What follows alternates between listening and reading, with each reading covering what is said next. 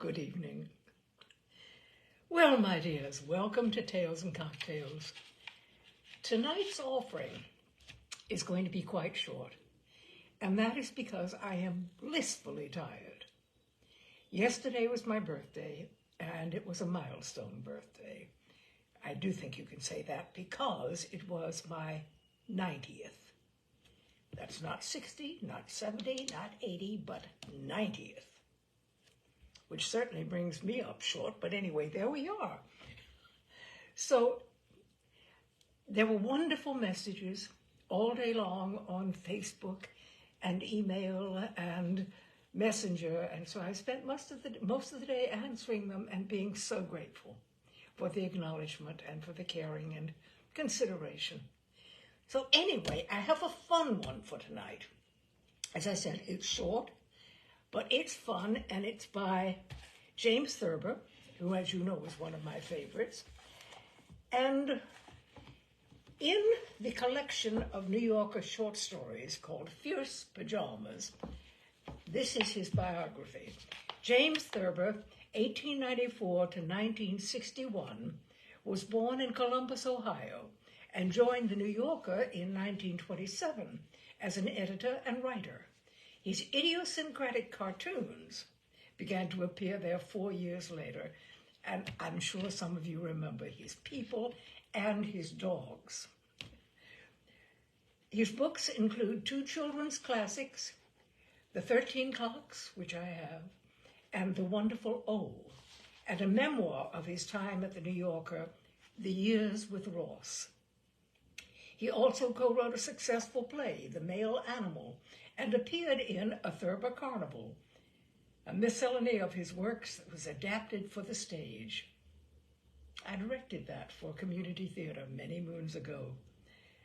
In 1947, The Secret Life of Walter Mitty was made into a film starring Danny Kaye. So, this is called, this story, excuse me for a moment, this story is entitled A Moment with Mandy. Why didn't God make bats butterflies? Mandy suddenly asked me one day. Her questions always demand a grave consideration, which her impatience with the slow processes of the adult mind will not tolerate.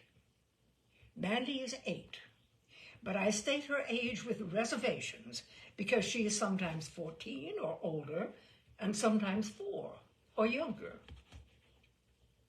I want to hang by my heels like a bat, Mandy said, but I want to be a butterfly. Daddy couldn't spank me then because I would be on the ceiling.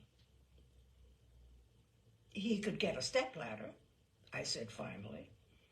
I would push it over, she said. Bang! He could call the fire department, of course, I suggested. I would push that over too, Mandy said, adding, bang, bang. Butterflies don't hang by their heels, I told her, but she was off on another tack. God didn't have to give turtles shells, she told me. Here I thought I had her, but she does not corner easily in debate. Turtles are very slow, I explained, and so God gave them shells they could hide in to protect themselves from their enemies. He could make them faster, Mandy said. Why didn't he make them faster? She had me there. I realized for the first time that if God had made porcupines and skunks faster, they wouldn't need their quills and vitriol, respectively. Why didn't God give us wings, was her next question, and I began to lecture on that point. We have developed wings, I told her, but she cut me off with that topic sentence. It took God 1,000,000 billion years to give us wings, she said. They're no good. To this she added, after a moment's thought, or half a moment's, we don't have anything. We have better sight than dogs. People can see better than they can, I told her. Dogs don't bump into things. People bump into things, she said. Dogs are guided by better hearing and a better sense of smell than we have, I explained. They can't see a light way, way off, was her answer to that. No, but when the man with the light gets nearer, they can hear him, and then they can smell him, I told her. She left me flat-footed with a quick passing shot. This light doesn't get nearer because it's in a lighthouse. That annoyed me, for I am a sore loser. All right then, I snapped. We'll move the dog nearer the lighthouse. Aren't you going to allow me to score a single point in this colloquy? Mandy has a standard answer for any question she doesn't understand. No, she said. Why didn't God give dogs glasses? For days, I have been practicing some questions of my own for Mandy, and I served them all at once. Why don't foxes wear foxgloves? Why don't cows wear cowslips? What was it Katie did? If cowboys round up cows, why don't bulldogs round up bulls? Katie who? Mandy asked, her quick feminine instinct for scandal making her ignore all the other questions. You're too young to know who she was and what she did, and I'm too old to care, I said. My daddy says the bugs are going to get everybody. Mandy repeated this prophetic piece of eschatology indifferently as if it didn't matter. Your father was referring to a recent announcement by some scientists that insects are increasing alarmingly on this planet, I told her. It is my opinion that they are increasing because they are alarmed by the steady increase of human beings. I want a swan to get me, Mandy said. What do you want to get you? I had to give this some thought. Bear with me, I said. It isn't easy to decide. It would be colorful and exotic to be got by a green mamba in the Taj Mahal, but my friends would say I was just showing off, and such an ending would also be out of character. I shall probably stumble over my grandson's toy train and break my neck. Mandy, true to form, lobbed her next question over my head. What bear? She said. I didn't say anything about a bear, I said. You said there was a bear with you, she said, but there isn't any. I went back over what I had said and found the bear, but ignored it. We are getting nowhere faster than usual, I told her. What animal would you rather be? Was her next question. I must have been unconsciously preparing for this one. I have been a lot of animals, I told her, but there are also a lot I haven't been. I was never a road hog or a snake in the grass, but I was once a news hound. Once my daddy brought an elk home to our house for dinner, she said, but he was just a man. She sighed, with the dark light of an old disenchantment in her eyes. Men hate to be called animals, but then they form lodges and luncheon clubs and call themselves animals. Elks, moose, eagles, lions, and so on. I was all set to go further with this line of attack or defense, but her interests, after her fashion, had wandered back. Why don't you want to be a road hog? She demanded. Because they turn turtle, and then the bulls ride up on motorcycles and arrest them. Make up a nursery rhyme, Mandy commanded me.